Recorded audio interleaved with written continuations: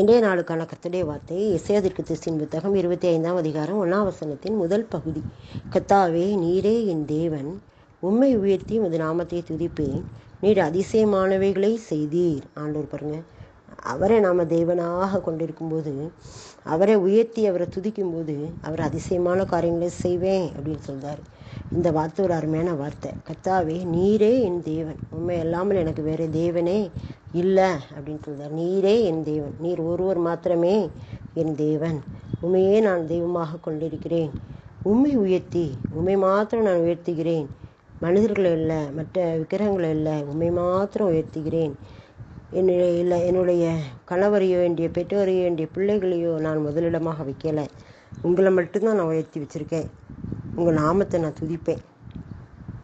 அப்படி நான் துதிக்கும்போது எனக்கு நீங்கள் அதிசயமான காரியங்களெல்லாம் செய்கிறேன் அப்படின்னு வாக்கு கொடுத்தீங்கள, அதுபடி செய்துக்கிட்டு இருக்கீங்க அப்படின்னு விசுவாச அறிக்கையோடு இந்த காரியத்தை எழுதுறாரு. இந்த பூர்வ ஆலோசனைகள் சத்தியம் உறுதியானவைகள். நீங்கள் எனக்கு கொடுத்த எல்லா ஆசீர்வாதங்களும் சத்தியமானவைகள், உறுதியானவைகள். நான் உண்மையின் அதிகமாய் துதிப்பேன், ஏன்னா நீ அதிசயமான காரியங்களை செய்திருக்கீங்க அப்படின்னு சொல்கிறாரு. நம்முடைய வாழ்க்கையில் கர்த்தர் அதிசயமான காரியங்களை செய்திருக்கிறாரா? யோசித்து பாருங்கள். செய்திருக்கிறாரு. ஒவ்வொரு நாளும் அவர் நம்மை நடத்துவது அதிசயம். நம்ம உயிரோடு எழுப்பி ஒரு நாளை நம்மளுக்கு கூட்டி தாராரே, அதே அதிசயம். எத்தனையோ பேர் ஆண்டவரை அறியாமல் மறித்து கொண்டு இருக்கிறாங்க. ஆனால் நாம் அவரை அறிந்து அவருடைய பிள்ளைகளாக இருந்து நாம் நம்முடைய வாழ்க்கையை முடிக்கிறோமே, அதே அதிசயம். ஒவ்வொரு நாளையும் காலை தோறும் அவருடைய கிருபை நம்ம எழுப்பி காலைதோறும் கற்றுக்கொள்ளும்படியாக செய்கிறாரே, அதே அதிசயம். அவருடைய வழி நடத்தல் அதிசயம். நமக்கு முன்பாக உள்ள எல்லா பிரச்சனைகளையும் அவர் மாற்றினாரே, அது அதிசயம். அதனால் அதிசயமான காரியங்களை அவர் நமக்கு செய்கிறதுனால நம்ம அவரை எப்பவும் துதிச்சுக்கிட்டே இருக்கணும். அவருடைய நாமத்தை உயர்த்திக்கிட்டே இருக்கணும். அவரே நம்முடைய தேவன் என்று சொல்லி அறிக்கையிட்டுக்கிட்டே இருக்கணும். இதைத்தான் இந்த ஏசாயா 25 அதிகாரத்தில் ஏசாயா தீர்க்கதரிசி சொல்லுதார்.